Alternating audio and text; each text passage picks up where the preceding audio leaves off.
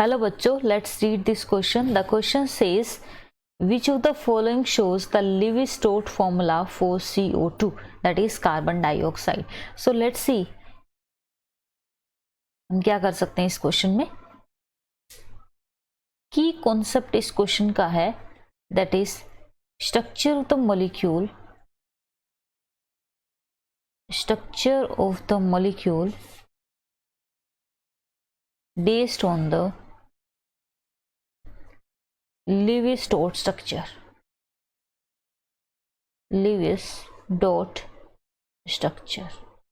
Actually Lewis scientist ने हमारे पास molecules को रिप्रेजेंट करने के लिए, उनके वैलेंस इलेक्ट्रॉन को रिप्रेजेंट करने के लिए एक स्ट्रक्चर, एक फॉर्मूला लिखा था, that is Lewis formula, right, Lewis Strauss formula.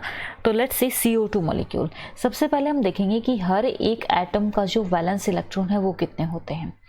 ठीक है, so let's see for carbon atom. Carbon का जो एटॉमिक नंबर है that is your 6. Atomic number is 6. सो इसकी जो इलेक्ट्रॉनिक कॉन्फ़िगरेशन होगी वो हो जाएगी 1s2 2s2 2p2. सो जो वैलेंस इलेक्ट्रॉन है वो आपके कितने हो चुके हैं? Valence electrons are 4. ऑलराइट. अगर हम ईच ऑक्सीजन एटम की बात करते हैं तो इसका जो एटॉमिक नंबर आपके पास होता है दैट इज 8, राइट. तो इसका इलेक्ट्रॉनिक कॉन्फ़िगरेशन क्या हो गया? 1s2 2s2 2p4. so the valence electrons are 6.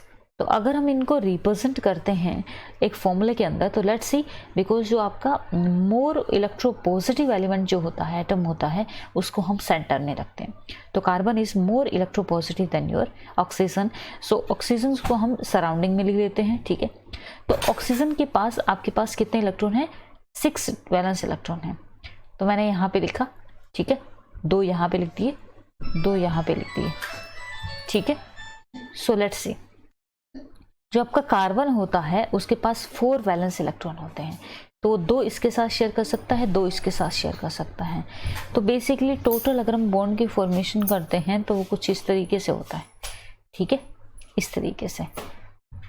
तो let's C, this is your CO2 molecule and इसके पास 2 डबल बॉन्ड हो चुके हैं और ऑक्सीजन के पास 4 वैलेंस इलेक्ट्रॉन कुछ इस तरीके से बच चुके हैं.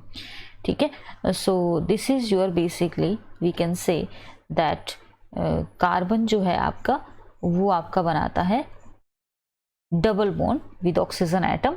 सो you can see on your this one, right. अगर हम इसकी बात करते हैं so this is your correct representation, right. अगर हम इनमें बात करते हैं तो आप देख सकते हैं कि एक डबल बॉन्ड है, एक सिंगल बॉन्ड है, दिस इज नॉट करेक्ट. एक आप देख सकते हैं कि only one bond single bond है, this is also not correct. यहाँ पे देख सकते हैं कि एक डबल बॉन्ड है, एक सिंगल बॉन्ड है, this is also not correct.